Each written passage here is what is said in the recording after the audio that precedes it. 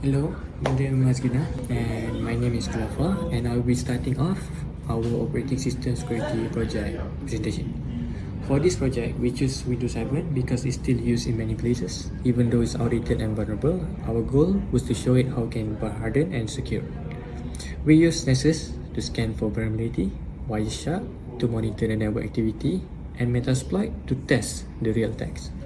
And Metasploit, we also use Eternal Blue Scanner and to know what kind of vulnerability such as MS17 010 SMB vulnerability. After that, we harden it using 4 main techniques, which is Microsoft Security Essential for antivirus, Windows Firewall to monitor the block ports or we can see the ports moving for policies, RBAC, role-based access control to control user access, obviously, and then lastly Windows Update to patch missing vulnerabilities. So in short, this project shows us how to detect, exploit, and then secure vulnerability system. Thank you, and I'll pass it to my teammates to continue.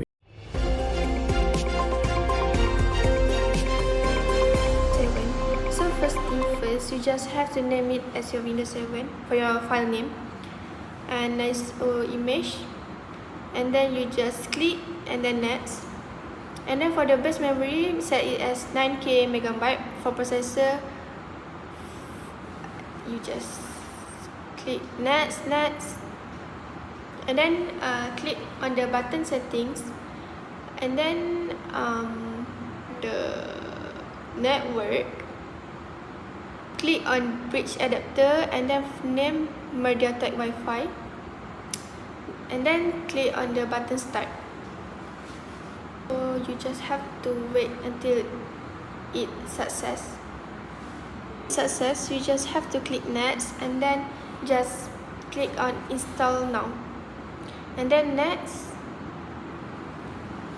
and accept the license form, and then just click next, and then wait until it finish. Okay, once the setup is complete, it will ask you to type a username, and then you just have to fill it, and then click a button next, and then you have to create your own password, and then next, and then just click on your country. So I will click on Kuala Lumpur, and then next, click on public network, and then wait until it finish.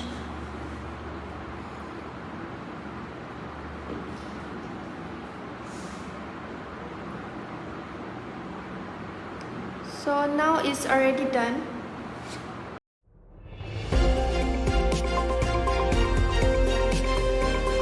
In this video, I want to show you another example of a Nessus scan. In the previous one, we scanned our Metasploitable Linux machine. Right now, we are going to see what results we can get when scanning a Windows 7 machine. So here, I have a Windows 7 virtual machine. What's special about it is that it hasn't been updated in over a year. Keep in mind, there are still many people in the world who don't regularly update their operating systems. Now, let's go ahead and set up our scan in Nessus. Click on New Scan, select Basic Network Scan, and I will name the scan Windows 7. Input the IP address 192.168.1.6. Okay, so for this part, you just need to modify the settings just like how I show in the demonstration video. Okay, now, Nessus will start scanning the Windows 7 machine. In just a few minutes, we will get a full report on the vulnerabilities it was able to find. Now, scan results. Here we can see the number of vulnerabilities detected, grouped by severity: critical, high, medium, and low. Okay, so now we click on vulnerabilities to give us more information, including affected ports, services, and recommended files, and recommended fixes. Okay, now this report can help us assess security risks and plan appropriate remediation steps. That's how to use Nessus for vulnerability scanning. Thank you.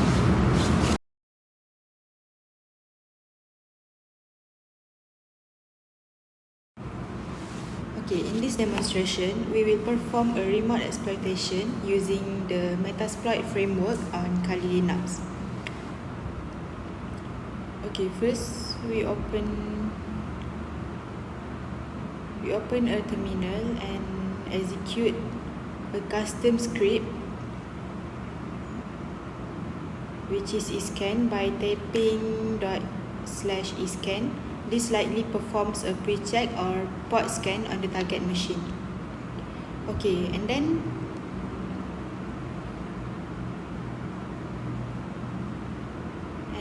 we open another terminal window and type MSF console to launch Metasploit. Once Metasploit loads, we search for the Eternal Blue exploit by tapping search at Eternal.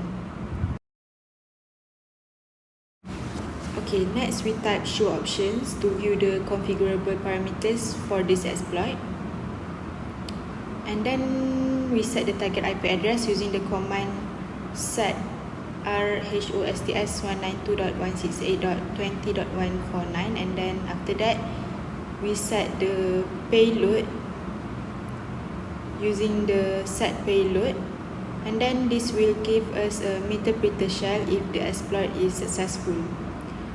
And then we run the show options again to confirm that all parameters are correctly configured. Now we execute the exploit by tapping exploit.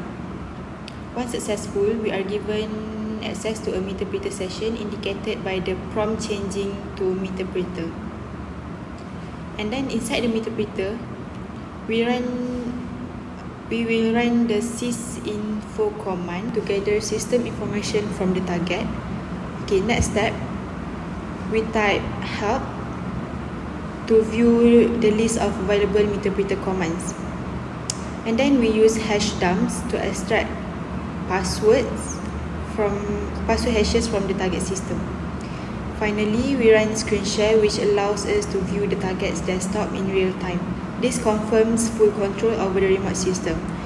Okay, so this demonstration shows us how critical it is to patch known vulnerabilities like MS17101, as attackers can easily gain full access system using Metasploit. Okay, that's all for Metasploit.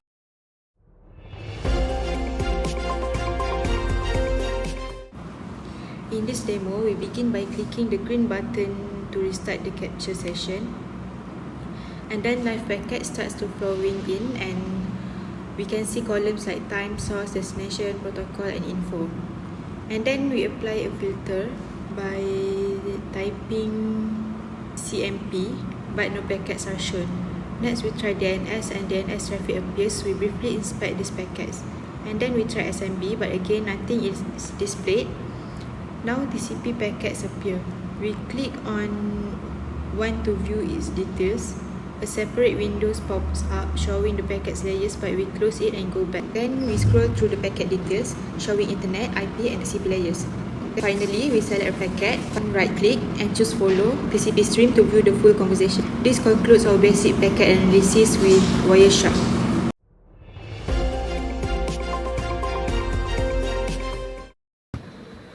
Hi, Assalamualaikum. My name is Nurfrida Nabila. So today I will present about the video hari ni, which is MSE, firewall, and also RPE.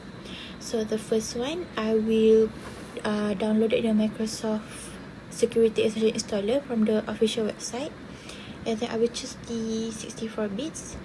And in the downloads folder, I found that file. Okay, I name it that, and then I allow to install.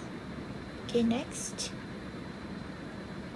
Alright, so I will double click to I will begin to install, and okay, so here is the process of the installation. Finish. So this is only to update.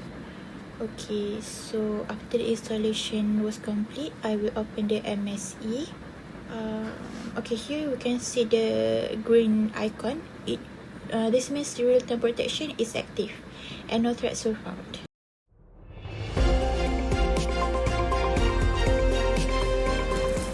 So for the next one will be the MSE settings.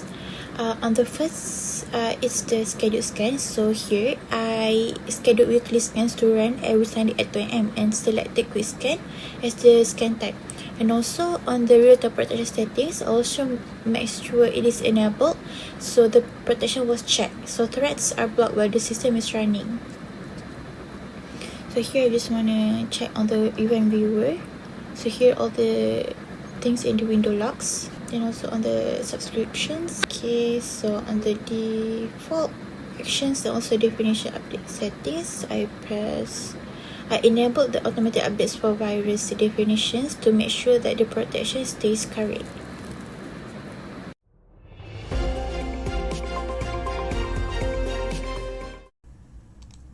First, we must go access to control panel, and then we go to network, internet, and sharing center, and then Windows Firewall. We must use recommended setting to turn on the Windows Firewall, and yeah, we're ready to go to the next step. So in this policy, what we will add is a new rules. Okay, for inbound and outbound rules, we will check ports, and then we check TCP, and we go specific port 135, 138, and you see the number that we type in the video. And then we want to block the connection, check all the box and name it as blocks SMB ports. Yes. Okay, for the last part, we want to check the rules that we establish in the monitoring section. We check the active firewall rules, and we see inbound and outbound has been blocked for SMB ports and inbound and outbound direction. That's all.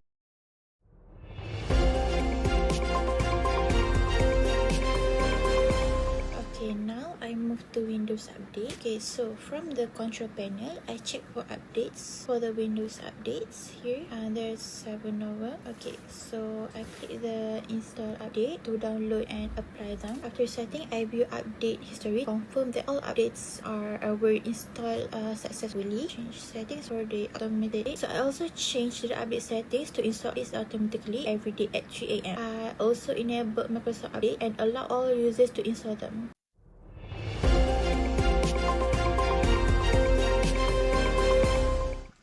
Okay, so we want to disable command prompt. Why? Because we can type a command that we can see as a face in Recon to gain information regarding Eternal Blue scanning. So the vulnerability such as this can be seen in the command prompt. So we want to disable it. We want to disable it through gpedit MSC.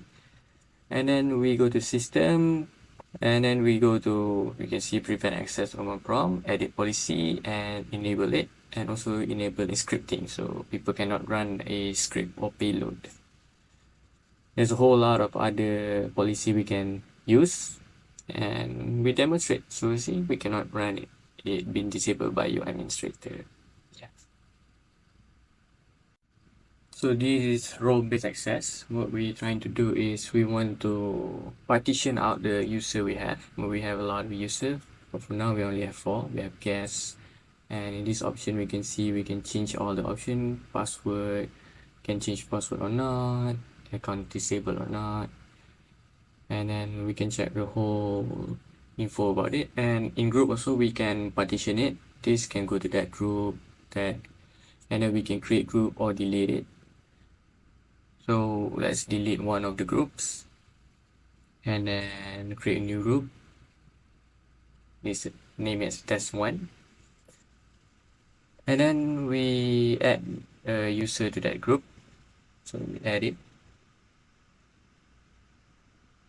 once, and then final list out all the groups there is, and we pick that one, test number 1, add it to the group, and we click OK.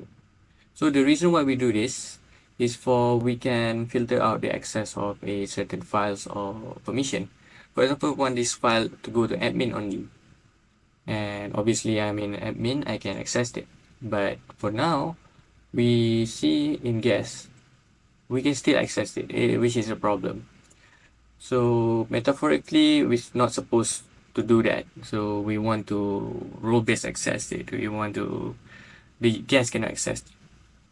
So we go to security, and we see there's a user called guest. We edit it to deny all the permission, full control, modify, read, and execute. So we change user to guest, and then we check. and let's give it a try. And you can access the permission is needed and need password of the administrator. We successfully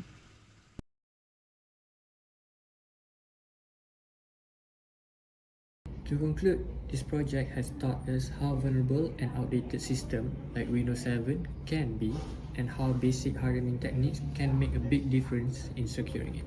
We learned to identify real threats using professional tools, simulate actual attacks, and apply practical security measures like firewall, configuration, access control, and system patching. Even though Windows 7 is no longer supported, this project showed that with the right step, we can still protect it. Thank you for your time and attention. Manu Hasina, we hope you enjoy our presentation. To conclude,